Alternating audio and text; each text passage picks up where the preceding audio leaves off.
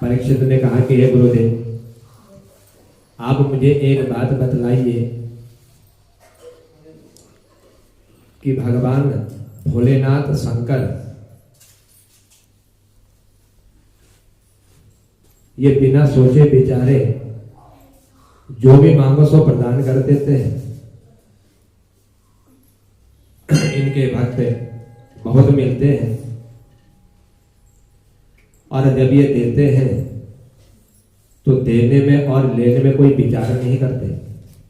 तो इसलिए भगवान शंकर के भक्त जितने भी हैं ये सब धनवान होते हैं और लक्ष्मीपति जो नारायण है इनके भक्त जितने भी मिलेंगे, जितने भी प्राप्त होते हैं, ये सब जो है निर्धन होते हैं।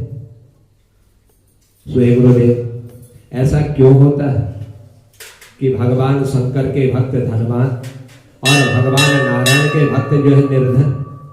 सुखदेव जी ने कहा कि हे राधा, भगवान शंकर भोलेनाथ जो है अवगणदानी है। ये देने में कोई विचार नहीं करते, कोई सोचते नहीं है। जो दे दिया तुरंत दे देते हैं। जिसने जो मांगा उसको तुरंत दे देते हैं। यदि नहीं दिया सोचते हैं, विचार करते हैं कि यदि नहीं दिया तुरंत तो ये पीछा छुड़ाने वाला नहीं है, ये तो मांगता रहेगा। इसलिए बिना विचारे बिना सोचे समझे सब कुछ दे देते हैं। पर भगवान नारायण ऐसा नहीं करते। वह जो भी देते हैं वह सब जो है सोच विचार करके देते हैं कि पात्र कैसा है, किस पात्र को देना चाहिए और किसको नहीं देना चाहिए, और तब यह सोच विचार करके देते हैं। सुखदेव जी ने कहा कि एक बार भगवान शंकर ने बकासुर नाम का जो दैत्य था, उस बकासुर नाम के दैत्य ने भगवान की तपस्या करी और तपस्या करने के बाद जब भगवान प्रसन्न हुए, दर्शन दिए भगवान ने, तो यह कहने लगा कि हे भोलेनाथ, आप मुझे वर दे दीजिए, मैं आपसे वर मांगना चाहता हूं। यदि आप मेरी तपस्या से प्रसन्न हैं तो मुझे वरदान दीजिए। और इसमें बकासुर ने वरदान ऐसा मांगा भगवान शंकर से कि हे भोलेनाथ, आप मुझे ऐसा वरदान दीजिए कि मैं जिसके भी सर पर हाथ रख दूं वही जो है भस्म हो जाए। ऐसा आप मुझे वरदान दे दी। भगवान शंकर ने बिना विचारे बिना सोचे समझे वरदान दे दिया। बकासुर से कहा कि तथास्तु, तेरी मनोकामना अवश्य पूर्ण होगी। और जो ही भगवान शंकर ने इसको जिसके सर पर हाथ रखेगा वही भस्म हो जाएगा, ऐसा वरदान जो ही दिया तो उसी दिन से इसका नाम जो है भस्मासुर पड़ गया। और जब इस भस्मासुर को भगवान शंकर का यह वरदान प्राप्त हो गया और जब इसने भगवान शंकर के वाम अंग में विराजमान मां भवानी को देखा, मन में विचार किया कि इसका जो है हरण कर लेना चाहिए। ऐसा अपने मन में इसने विचार किया। विचार करते ही जो ही शंकर भगवान की तरफ इसने हाथ बढ़ाया तो भगवान शंकर ने कहा कि हे बकासुर, तुम ये क्या कर रहे हो? तुम्हारे मन में क्या है? तुम क्या सोच रहे हो? क्या करने जा रहे हो? तुम्हें वरदान मिल गया, तुमने मांगा, मैंने तुम्हें वरदान दे दिया, अब तुम यहां से चले जाओ, क्योंकि वरदान लेने के बाद फिर यहां पर रहना उचित नहीं है। अब तुम्हारी मनोकामना पूर्ण हो गई, तुम्हें वरदान मिल गया और अब तुम जो है यहां से चले जाओ।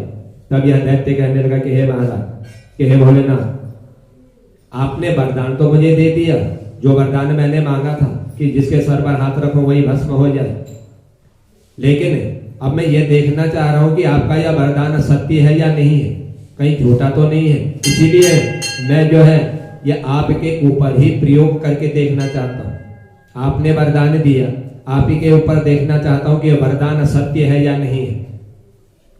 भगवान शंकर ने कहा कि मेरा वरदान और मेरा ही सिर, क्या यही तुझे प्राप्त हुआ? मैंने ही वरदान दिया और मेरे ही वरदान को मेरे ही ऊपर तू जो है आजमाने जा रहा है।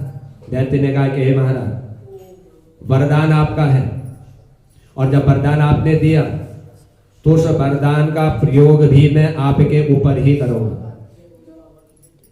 और जो ही इस भस्मासुर ने भगवान शंकर के ऊपर हाथ रखना चाह ही रहा था तो भगवान शंकर जो है वहां से भागने लगे।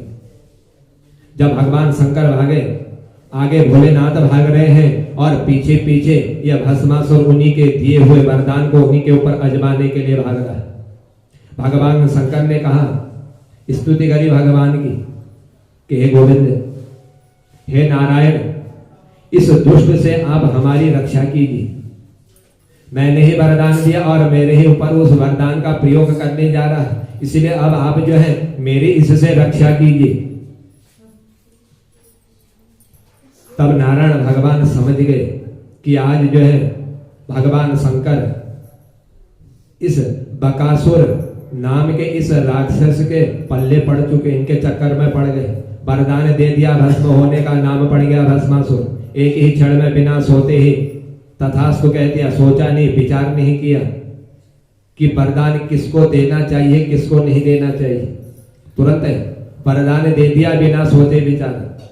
अब भगवान शंकर जो है भागते भागते बहुत परेशान हो गए और भगवान का स्मरण किया था कि मेरी रक्षा करो। तो भगवान ने तुरंत ही एक बटुक बामन का रूप धारण करके मार्ग में प्रकट हो गए, जहां से भस्मासुर जो है भगवान शंकर के पीछे भाग रहा था। बटुक रूप में नारायण भगवान प्रकट हुए और प्रकट होकर के कहा कि अरे ए भाई, ए बकासुर, तुम जो है यह क्या करने जा रहे हो और तुम कहां भाग रहे हो और तुम जो है इतनी तीव्र गति से। बकासुर ने सोचा कि एक छोटा सा बालक है, ब्रह्मचारी है और उधर जो है ये मेरे पिता का नाम भी जानता है, इसने तो मेरे पिता का नाम ले लिया, शकुनी नंदन बकासुर। इसको कैसे मालूम हुआ कि मेरे पिता का नाम ये है। बकासुर पहले बोला कि मैं समय जो है बहुत जल्दी में हूं, आपसे मुझे बात नहीं करनी, मुझे इतना समय नहीं कि मैं आपके साथ जो है कुछ वार्तालाप कर सकूं, मुझे विलंब हो रहा है, तुम्हारी बातों में उलझ जाऊंगा तो ये भगवान शंकर कहीं भाग न जाए।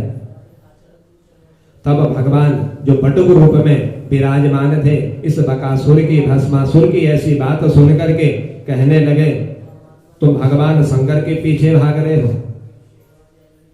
और उधर जो है भगवान ने मुड़ करके पीछे देखा और भगवान को इशारा कर दिया, भगवान शंकर को कहा कि चिंता मत करो, अब तुम्हें इसके द्वारा कोई भय नहीं होगा। तुमने हमें पुकारा था तो हम जो ये बटुक रूप ब्रह्मचारी का भेष बना करके आ चुके। भगवान शंकर समझ गए अब भगवान नारायण की जो लीला है वह भगवान की लीला अब जो है प्रारंभ होने वाली है।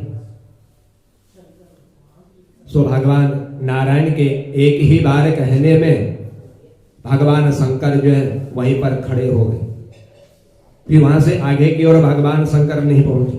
बकासुर ने सोचा कि ये जो ब्रह्मचारी एक छोटा सा बालक है, इतना छोटा ये रूप इसने धारण किया, इतना छोटा बालक है, यह तो कोई चमत्कारी लगता है।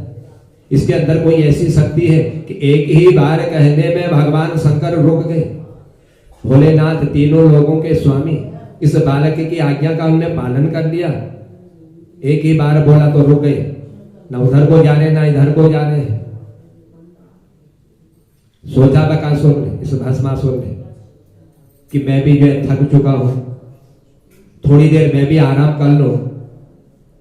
ऐसा सब इस बकासुर ने जब सोचा तो बटुक के पास आकर के यह कहने लगा, राक्षस, कि कहिए कि आपने हमें क्यों बुलाया, क्या कारण है आपका, क्या हमसे आपका ऐसा कौन सा कार्य आन पड़ा जो आपने हमको बुलाया हुआ है। भगवान ने कहा कि शरीर है तो सब कुछ है, शरीर नहीं है तो कुछ भी नहीं है। एक तुम तो पसीने से इतने नहाए हुए लग रहे हो, तुम्हारे शरीर में इतना पसीना हो रहा है और इस पसीने के साथ साथ तुम फिर भी जो है भागे जा रहे हो। तुम्हें कोई अपने शरीर की चिंता तक नहीं है। ऐसी तुम्हारे ऊपर कौन सी बला पड़ चुकी है जो तुम इस पसीने में इतने भीगे हुए भी भाग रहे हो, कहीं पर आराम नहीं कर रहे हो।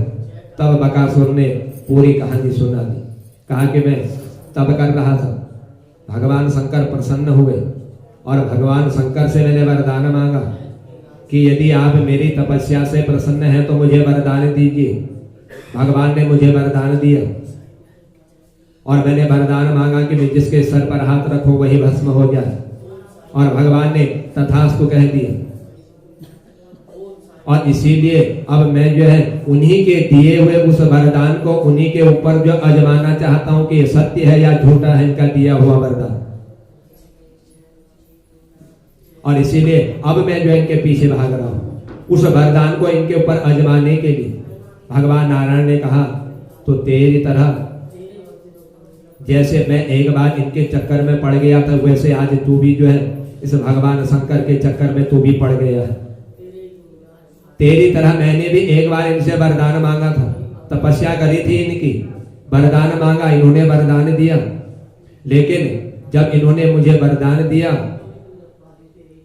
यही वरदान जो वरदान तूने मांगा था कि मैं जिसके सर पर हाथ रखूं वही भस्म हो जाए, भगवान शंकर से मैंने भी यही वरदान मांगा। लेकिन देखा कि मैंने जिसके सर पर हाथ रखूं कोई असर ही नहीं उस वरदान का, कुछ भी नहीं हुआ, कोई भी भस्म नहीं हुआ। अपने सर पर हाथ रखा तो मैं भी भस्म नहीं हुआ। पर ये झूठा वरदान देते हैं। मुझसे भी इन्होंने तथास्तु कह दिया। अब रोज मैं नित्य प्रति जो है अपने सर पर हाथ रखूं, लेकिन जो वरदान इन्होंने दिया था उस वरदान का कोई भी असर नहीं हुआ। क्योंकि भोलेनाथ हैं, बड़े सीधे हैं, भांग धतूरे का सेवन करते हैं, हमेशा नशे में रहते हैं, और नशे में जो मुंह से आदि आ गया सो ये बोल देते हैं। इसलिए इन्होंने मेरे से भी कह दिया था। और ये तो भांग के नशे में भागे जा रहे हैं और इनको ये भी मालूम नहीं कि मेरे मुंह से क्या निकल रहा है, किसको क्या दे रहा हूं, किसको क्या नहीं देना चाहिए। लेकिन होता कुछ नहीं है। ये जो भी वरदान देते हैं उस वरदान का कोई भी फल नहीं होता, कोई असर नहीं होता। तुम बेकार में इनके पीछे भाग रहे हो। उधर भगवान शंकर सब कुछ नारायण की बातों को सुन रहे हैं, जो बटुक बालक के रूप में विराजमान होकर के भस्मासुर से इस तरह की वार्तालाप कर रहे हैं। बकासुर ने कहा कि ब्रह्मचारी, क्या तुम जो है एक इतने छोटे से रूप धारण करके बालक के रूप में मेरे सामने उपस्थित होकर के क्या तुमने हमको कोई पागल समझा हुआ है कि हम जो है पागलों की तरह इनके पीछे भाग रहे हैं? कि वरदान झूठा होता तो ये अपने प्राण बचाने के लिए भागते नहीं। वरदान इन्होंने दिया हुआ है, इनको मालूम है कि यह मेरा वरदान कैसा है, कि फल देगा या नहीं देगा। यदि नहीं देने वाला होता तो जब इनके पीछे भाग रहा था तो ये क्यों भाग रहे हैं, अपने प्राणों को क्यों बचा रहे हैं? भगवान ने कहा यही तो इनकी एक विशेषता है। ये त्रिलोकीनाथ है, भगवान शंकर औगणदानी है। जो मांगो तुरंत दे देते हैं, कोई विचार नहीं करते, कोई सोचते नहीं है।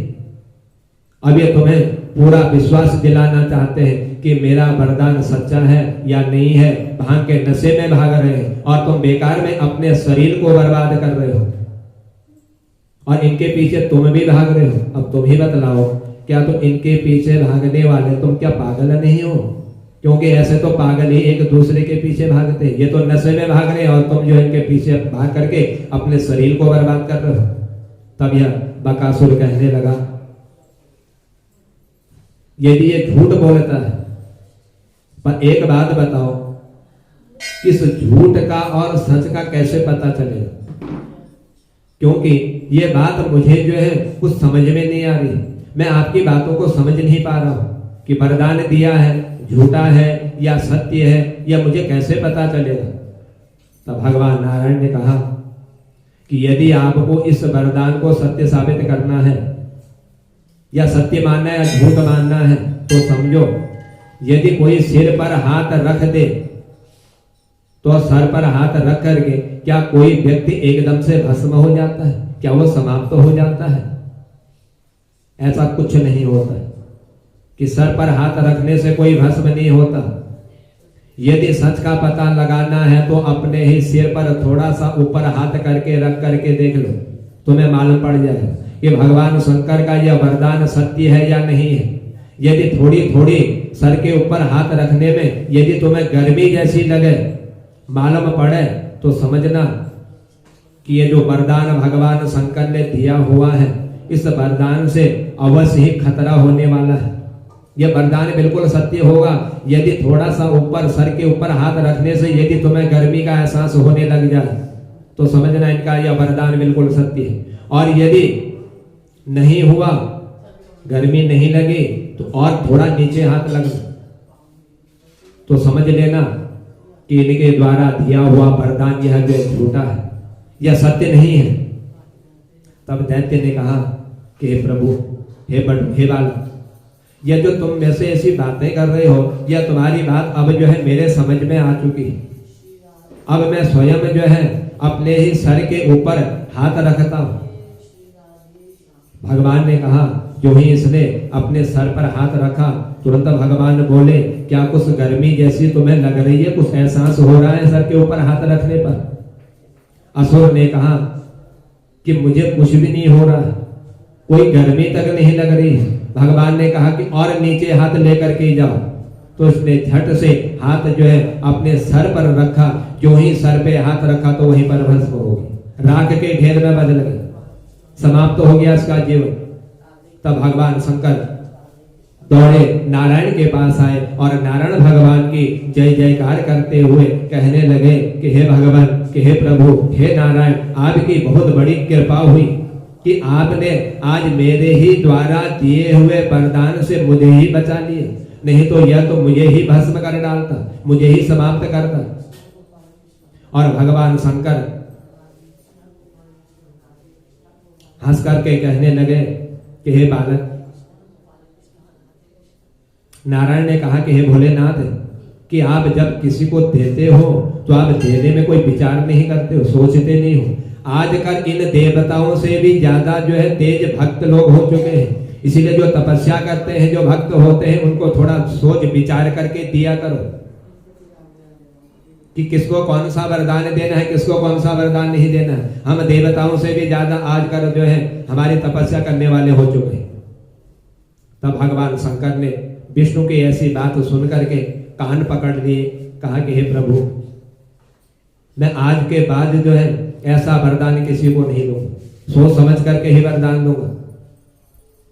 सूर्य जी ने कहा कि ऋषि मुनियो, ये भगवान शंकर ऐसे ही जो है औगणदानी है, जिसने जो मांगा तुरंत दे देते हैं, विलंब नहीं करते। और भगवान नारायण यदि अपने भक्त को देते हैं तो पहले सोच विचार करते हैं कि यह बात उचित है या नहीं है, इसको देना चाहिए या नहीं देना चाहिए, तब विचार करते हैं और तब वह वरदान जो है उसको देते हैं। तब सुखदेव जी ने कहा कि हे राजा परीक्षित, एक समय की बात है कि ब्रह्मा, विष्णु और महेश, ये तीनों देवता जो है अपने को श्रेष्ठ मान करके कि मैं सबसे बड़ा हूं, ब्रह्मा जी बोले कि मैं बड़ा हूं, विष्णु बोले मैं बड़ा हूं, और महेश बोले कि मैं सबसे बड़ा हूं। ये तीनों देवताओं में इस तरह से एक प्रसंग छिड़ गया कि हम तीनों देवता आपस में कह रहे मैं बड़ा हूं, लेकिन इन तीनों देवताओं में सबसे बड़ा कौन है, ब्रह्मा, विष्णु या महेश? सभी कहने लगे कि यदि ये तीनों देवता बड़े हैं, ब्रह्मा जी बड़े हैं, विष्णु बड़े हैं, महेश बड़े हैं, तो समस्त महात्मा इनकी ऐसी बात सुन करके कहने लगे हमको ये सब जो है भृगु ऋषि के पास सौंप देना चाहिए, भृगु ऋषि से कह देना चाहिए। और भृगु ऋषि जो है तीनों देवताओं की परीक्षा के लिए जब आगे बढ़े, ब्रह्मा जी को इन्होंने प्रणाम नहीं किया। सबसे पहले ब्रह्मा के पास गए और भृगु ऋषि ने ब्रह्मा जी को ही प्रणाम नहीं किया। और उसके बाद जब ब्रह्मा जी क्रोधित हो गए और फिर आगे बढ़े भगवान शंकर की ओर, और भगवान शंकर को भी प्रणाम नहीं किया। और जब प्रणाम नहीं किया तो भगवान शंकर भृगु ऋषि को मारने के लिए दौड़ गए कि इन्हें मेरा अपमान किया है, मुझे प्रणाम नहीं किया, तीनों लोगों का स्वामी। और जो ही उसे आगे बढ़े भगवान विष्णु के पास, नारायण के पास जो ही भृगु ऋषि पहुंचे तो भृगु ऋषि ने नारायण के पास पहुंचते ही एक लात उनको मार दी। और फिर भगवान तुरंत खड़े हो गए और खड़े होकर के भृगु ऋषि के जो है चरण दबाने लगे। ब्रह्मा जी नाराज हो गए, शंकर जी मारने को दौड़े, लेकिन भगवान विष्णु इनके पैर दबाने लगे, लात मारी थी। अब ये देवताओं ने सोचा कि भगवान विष्णु को भृगु ऋषि ने लात मारी और ये स्वयं उनके पैर दबा रहे हैं। भगवान उनके चरणों को दबाते हुए कहने लगे कि हे महाराज, मेरा हृदय बड़ा कठोर है और आपके ये छोटे से चरण कमलों से मेरे हृदय पर प्रहार करते समय यदि आपके पैरों में कोई दर्द हो रहा हो और यदि मैंने आपके साथ कोई दुष्टता की हुई हो, तो हे प्रभु कि हे भगवान, आप मेरे उस अपराध को क्षमा कर दीजिए। नारायण की ऐसी वाणी को सुन करके भृगु ऋषि जो है बड़े आनंदित हो गए और नारायण भगवान की जय जयकार करने लगे। सबके बीच में भृगु ऋषि ने घोषणा कर दी, सभी देवताओं के बीच, ब्रह्मा विष्णु महेश तीनों देवता और सारे संत ऋषि बैठे हुए थे। भृगु ऋषि ने घोषणा कर दी कि आज से जो है नारायण भगवान ही सबसे श्रेष्ठ देवता होंगे, यही सबसे श्रेष्ठ माने जाएंगे। जब भृगु ऋषि ने इस तरह की घोषणा कर दी, अपनी एक ही दृष्टि डाल करके, तो यह समस्त देवता जो है मन में विचार करने लगे कि हमने जो है ब्रह्मा जी के पास पहुंचे, प्रणाम नहीं किया, शंकर के पास पहुंचे, हमें प्रणाम नहीं किया, और इधर नारायण को लात मारी तो पैर दबाने लगे, प्रसन्न हो गए और सर्वश्रेष्ठ देवता होने का आशीर्वाद इनको दे दिया कि कहा कि आज से यही सबसे श्रेष्ठ होंगे। सुखदेव जी ने कहा कि हे राजा परीक्षित, इस तरह से भृगु ऋषि ने नारायण को सर्वश्रेष्ठ देवता के रूप में उपाधि दे दी। तो उधर एक दिन सुखदेव जी राजा परीक्षित से कहने लगे कि हे राजा परीक्षित, एक बार अर्जुन जब द्वारिकापुरी में पहुंचे और भगवान की द्वारिका में प्रभु के सामने अचानक एक ब्राह्मण अपने मृत पुत्र को लेकर के पहुंच गया, जिसका पुत्र जो है मर चुका था। वो द्वारिकाधीश के पास पहुंचा और द्वारिकाधीश के पास आकर के अपने मरे हुए पुत्र को भगवान के सामने रख करके कहने लगा, राजा के पाप से प्रजा को दुख होता है। यदि राजा कोई पाप करता है, उस पाप का फल जो है प्रजा को भोगना पड़ता है, और पिता की उपस्थिति में पुत्र का अंत हो जाए, पुत्र जो है समाप्त हो जाए, मर जाए, तो आप लोग राजा नहीं, राजा के रूप में इस पद को धारण किए हुए तुम जो है पाप बुद्धि लोग हो, तुम पापी हो कि एक पिता के सामने पुत्र जो है मर रहा है, उसके प्राण जा रहे हैं, उसकी मृत्यु हो चुकी है, तो इसका कलंक सब राजा को लगता है, वह पापी होता है। ऐसे ऐसे न जाने कितने अशब्द इस ब्राह्मण ने द्वारिकाधीश भगवान के सामने कह दिए। जितने भी वहां पर प्रजा एकत्रित थी, सब इसकी ऐसी बातों को सुन करके बड़े स्तब्ध, कुछ बोल नहीं पाए।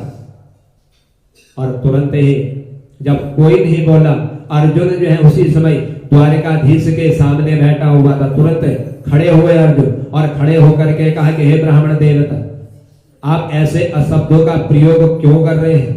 क्या बात है? क्यों आप जो है द्वारिकाधीश से इस प्रकार के शब्द बोल रहे हैं? तब ब्राह्मण ने कहा कि मेरे एक नहीं, न जाने जितने भी मेरे पुत्र जन्म लेते हैं, यह सब जो है पैदा होते ही मृत्यु को प्राप्त हो जाते हैं। इन सब की मृत्यु हो जाती है, समाप्त हो जाते हैं, और मेरे इन बालकों का कोई ध्यान नहीं देता, कोई रक्षा नहीं करता। जब ये जन्म लेते हैं तो जन्म लेते इनकी मृत्यु हो जाती है। ब्राह्मण की ऐसी बातों को सुन करके अर्जुन ने कहा, यदि ये बात है तो मैं तुम्हें वचन देता हूं कि आपके बालकों की मैं रक्षा करूंगा, ये मैं तुम्हें वचन देता हूं। ब्राह्मण कहने लगा कि तुम मेरे बालक की क्या रक्षा करोगे? जिन बालकों की रक्षा श्री कृष्ण, प्रद्युम्न, बलराम, इन देवताओं ने नहीं कर सकी, तो तुम क्या मेरे बालकों की रक्षा करोगे? जब ब्राह्मण अर्जुन से ऐसे शब्द बोल रहा था, तो अभिमान में भर करके अर्जुन जो है इस ब्राह्मण से कहने लगा कि हे ब्राह्मण, क्या तुम मुझको जो है उस कृष्ण की तरह समझ रहे हो मैं कृष्ण नहीं हूं, बलराम नहीं हूं, प्रद्युम्न नहीं हूं, क्या तूने मेरे इस गांडीव धनुष का नाम तूने नहीं सुना, जिसके डंकार से ही जो है यह पृथ्वी कांपने लग जाती है? क्या तुझे मेरे इस धनुष के बारे में कुछ ज्ञान नहीं है? मैंने तुझे वरदान दिया कि तेरे बालकों की मैं रक्षा करूंगा।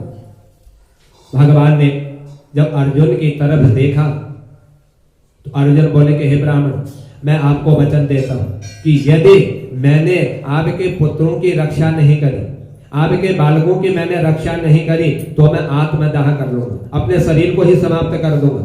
यदि मैं तेरे बालकों की जो रक्षा नहीं कर सका, तब ब्राह्मण को विश्वास करना पड़ा।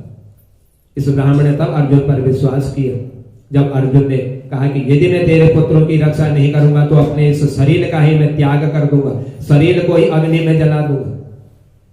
अर्जुन ने कहा कि अब की बार जब बालक हो तो मुझे जो है जरूर बुला लेना। और जब 10वें पुत्र का जन्म होने का समय आया तो ब्राह्मण जो है तुरंत पहुंच गए अर्जुन को बुलाने के लिए। अर्जुन को बुला करके लाए, कहा कि अर्जुन चलो, अब हमारे जो है 10वां पुत्र का जो है जन्म होने वाला है। इस ब्राह्मण की ऐसी बात सुन करके अर्जुन जो है दौड़ करके इनके घर में पहुंच गए जहां पर बालक का जन्म होने वाला था।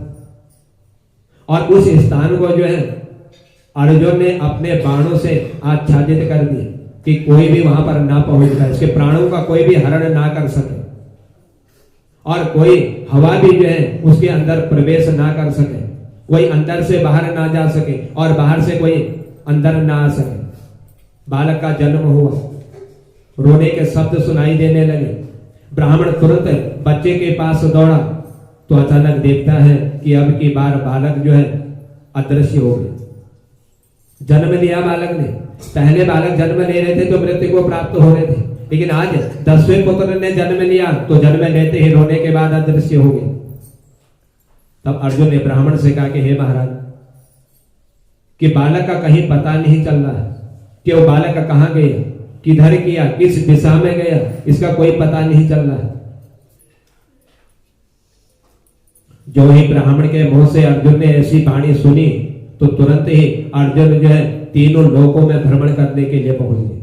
तीनों लोकों में जो है इस अर्जुन ने भ्रमण किया, लेकिन कहीं भी उस बालक का कोई पता तक नहीं चला, कहीं बालक दिखाई नहीं दिया। तीनों लोकों में घूम करके आ गए, लेकिन बालक कहीं नहीं दिखा। निराश होकर के लौटे, और जब निराश होकर के लौटे ब्राह्मण ने देखा कि तीनों लोकों में भ्रमण करते हुए पहुंच गए, और तीनों लोकों में भ्रमण करने के बाद भी इन्होंने जो है मेरे पुत्र को लेकर के नहीं आए हुए, मेरे उस बालक को नहीं लाए। वचन दिया था कि तेरे बालक की मैं रक्षा करूंगा, यदि नहीं करा तो अपने शरीर का आत्मदाह कर दूंगा, शरीर को जला करके ही भस्म कर दूंगा। तब ब्राह्मण ने जब इनके पास अपने पुत्र को नहीं देखा, अर्जुन को न जाने कैसे कैसे अशब्द इसने बोल दिए, क्या क्या अर्जुन से कह दिए। वरदान दिया था, वचन दिया था अर्जुन ने, उस वचन के ही कारण इस ब्राह्मण ने अर्जुन को बहुत खूब जो है सुना दी और कहा कि धिक्कार है तुम जैसे वीरों को, और धिक्कार है तुम्हारे इस गांडीव धनुष को, जिसकी तुम इतनी बड़ी प्रशंसा कर रहे थे, जिसकी तुम बड़ी बड़ी बातें कर रहे थे। अर्जुन आत्मदाह के लिए तैयार हो गए, वचन दिया हुआ था, नहीं बचा पाए उसके पुत्र, ढूंढ करके भी नहीं लेकर के आ गए। अब वचन का पालन करना था, वचन दिया था कि आत्मदाह कर दूंगा, प्रतिज्ञा पूरी नहीं हुई तो निश्चय ही मैं भस्म हो जाऊंगा। जैसे ही ये अर्जुन जो है मरने की तैयारी करने लगे, तुरंत भगवान ने अर्जुन को अपने रथ पर बैठा लिया और अपने रथ पर बैठा करके वायु के समान उस रथ को इन्होंने दौड़ाया, और दौड़ करके न जाने कितने लोगों को नांग करके यह रथ जो है आगे बढ़ गया, और आगे बढ़ा तो फिर यह जो है एक ऐसे अंधकारमय मार्ग में पहुंच गया जहां पर घोड़ों का चलना भी नहीं दिखाई दे रहा था। बड़ा कठिन हो रहा था उस मार्ग में चलना। उस मार्ग में जब अर्जुन बैठा हुआ जिस रथ पर था, जो घोड़े जा रहे थे, कुछ दिखाई नहीं दिया। तब भगवान ने जो है अपने सुदर्शन चक्र के प्रकाश से रथ को आगे बढ़ाया, और जब रथ आगे बढ़ा इतना दिव्य प्रकाश प्रकट हुआ कि जहां पर भगवान का प्रतिरूप विराजमान है, जहां पर भगवान का रूप साक्षात विराजमान है, भगवान ने उस दिव्य रूप को प्रणाम किया। तो अर्जुन ने भी प्रणाम किया। इन दोनों का उस पुरुष ने जो है बड़ा स्वागत किया, कहा कि हे भाई, कि हम तुम दोनों को यहां बुला करके दर्शन करना चाहते थे। हमें तुम्हारे दर्शन की जो है बहुत इच्छा थी। हम सोच रहे थे, विचार कर रहे थे कि कैसे हमको जो है अर्जुन के और नारायण श्री कृष्ण भगवान के द्वारिकाधीश के दर्शन हो। उसी दर्शन को करने के लिए हम तुमको यहाँ पर बुलाना चाहते थे, तुम्हारा दर्शन करना चाहते थे। इसलिए हमने उन ब्राह्मण के बालकों का हमने हरण किया हुआ है। हरण इसीलिए किया कि तुम्हारा दर्शन करना चाहते थे। तुम्हारे दर्शन करने के कारण हमने ब्राह्मण के बच्चों का हरण किया है। और जितने भी उनके जो 10 बालक हैं, 10 बालकों ने जो जन्म लिया है, वह बालक सब जीवित है, वह सुरक्षित है। उनमें से कोई भी बालक जो है मृत्यु को प्राप्त नहीं हुआ है। हम तो तुम्हारे दर्शन के लिए बड़े व्याकुल थे कि कैसे तुम्हारे दर्शन होंगे। बहुत तुम्हारा नाम श्रवण किया था कि तुम द्वारिकाधीश हो। अर्जुन का भी बड़ा नाम सुना था।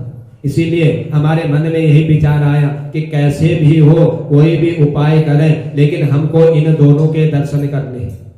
उसी के कारण मैंने आप लोगों को यहाँ पर बुलाया हुआ है, आपके दर्शन करने के लिए। आप जिस उद्देश्य के लिए गए थे, आपका वह उद्देश्य पूरा हो चुका है।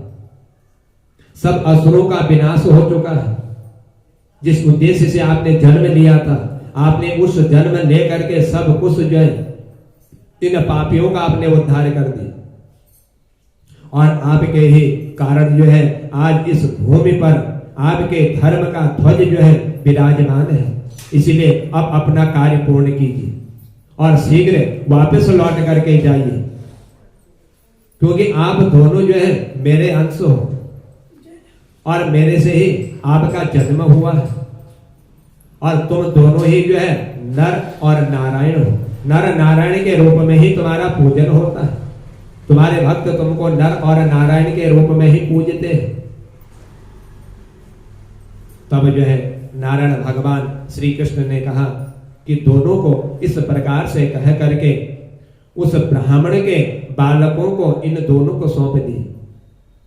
भगवान द्वारिकाधीश और अर्जुन दर्शन करने के बाद उस ब्राह्मण के बालकों को सौंपा और सौंप करके कहा कि अब आप जो है इनको लेकर के जाइए, मैं आपको विदा कर रहा हूं। 10 के 10 पुत्र दे दिए इनको और दे करके विदा कर दिए। और भगवान ने जब यह बालक ज्यों के त्यों जिस अवस्था में थे, जन्म लेते ही मर जाते थे, उसी अवस्था में इन बालकों को जो है सौंप दिए, विदा किया। और भगवान जो है उसी अवस्था में इन बालकों को लेकर के ब्राह्मण के पास पहुंचे और ब्राह्मण के पास आकर के यह सारे बालक जो है उस ब्राह्मण को प्रदान कर दिए। सबकी उतनी ही आयु, वैसा ही रूप, वैसा ही रंग, जैसे जन्म लेकर के मृत्यु को प्राप्त हुए थे, और वैसे ही इन बालकों को भगवान ने उस ब्राह्मण को सौंप दिए। और अपने 10 पुत्रों को प्राप्त करता हुआ यह ब्राह्मण जो है बड़ा प्रसन्न हो गया और भगवान को बार बार धन्यवाद देने लगा। तब सुखदेव जी ने कहा कि हे राजा, हे परीक्षित, इस प्रकार से भगवान द्वारिकाधीश ने दिव्य लीलाएं करी। अनेक प्रकार के बड़े असुरों का इन्होंने जो है वध किया, उनका उद्धार किया।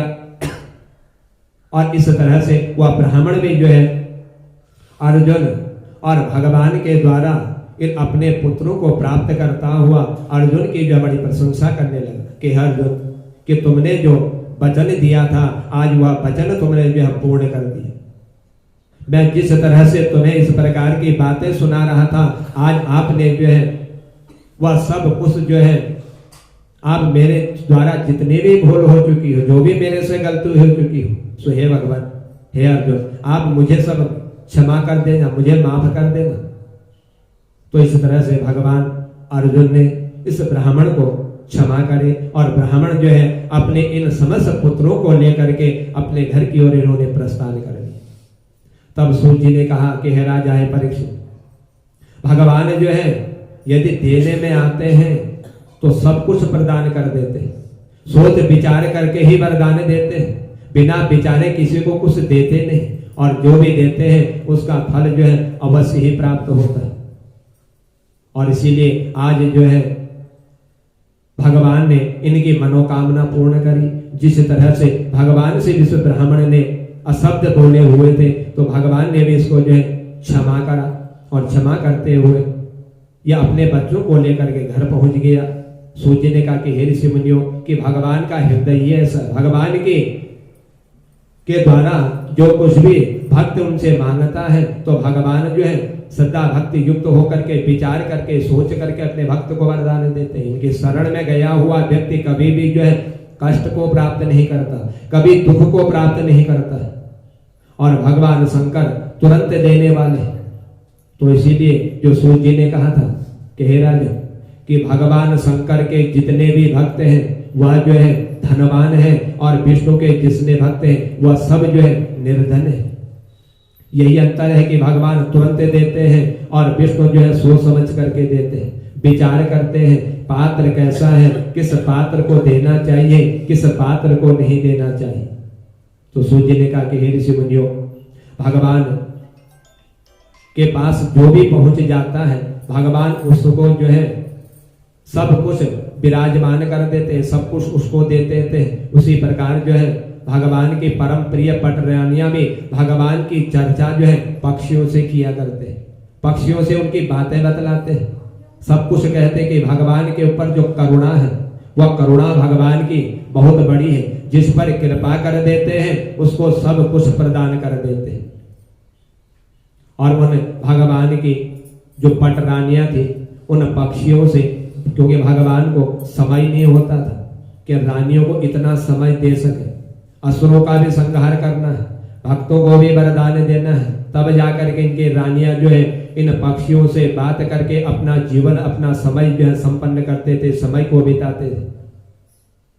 और उसी तरह से भगवान जो है अनेकों रूपों को धारण करते हुए अपने इन भक्तों को जो है दर्शन देते, अपनी रानियों को दर्शन देते थे। बोल बांके बिहारी लाल की जय, बोल राधा रानी सरकार की जय।